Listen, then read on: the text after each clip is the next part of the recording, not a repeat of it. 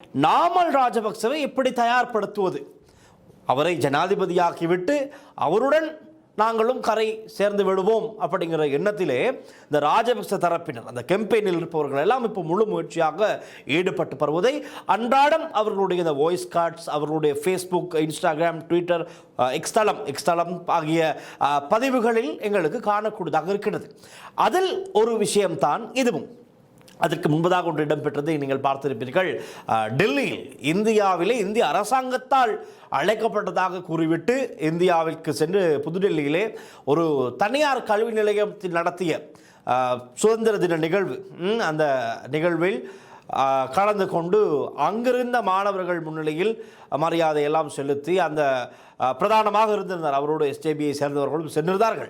ஆனால் அங்கே அதற்கு முன்பதாக சொல்லப்பட்டதெல்லாம் அந்த சோசியல் மீடியாவில் செய்த கேம்பெயின் எப்படி என்றால், பிரதமர் நரேந்திர மோடிக்கு பக்கத்திலிருந்து அந்த சுதந்திர தினத்தை கொண்டாடுவதற்காக செல்வதை போலத்தான் எல்லாமே பேசப்பட்டது. ஆனால் அப்படி ஒன்றும் நடக்கவில்லை. மாறாக நடந்தது ஒரு தனியார் பாடசாலை, தனியார் கல்லூரியில் இடம்பெற்ற அந்த நிகழ்வில் தான் அவர் கலந்து கொண்டார் பிரதம விருந்தினராக.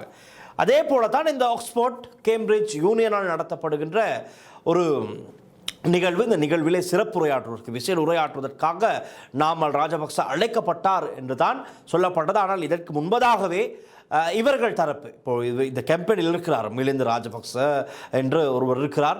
அவர்தான் இந்த மாதிரியான விஷயங்களை ஆர்கனைஸ் பண்ணி கொடுப்பது அவருடைய வேலையாக தான் இருக்கிறது.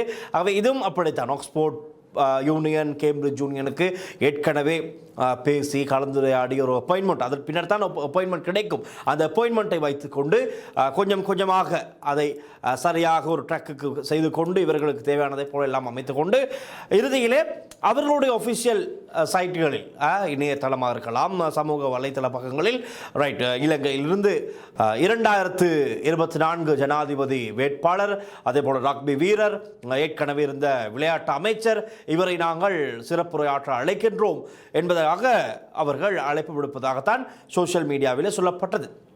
ஆனால் இதன் பின்னணி ஏற்கனவே இவர்கள் ப்ரீ பிளானோடு பேசி பேச்சுவார்த்தையெல்லாம் செய்து ஒரு அப்பாயின்மெண்ட் போட்டு இப்படி ஒருவர் இருக்கின்றார், இவரையும் நாங்கள் அழைக்கலாம்.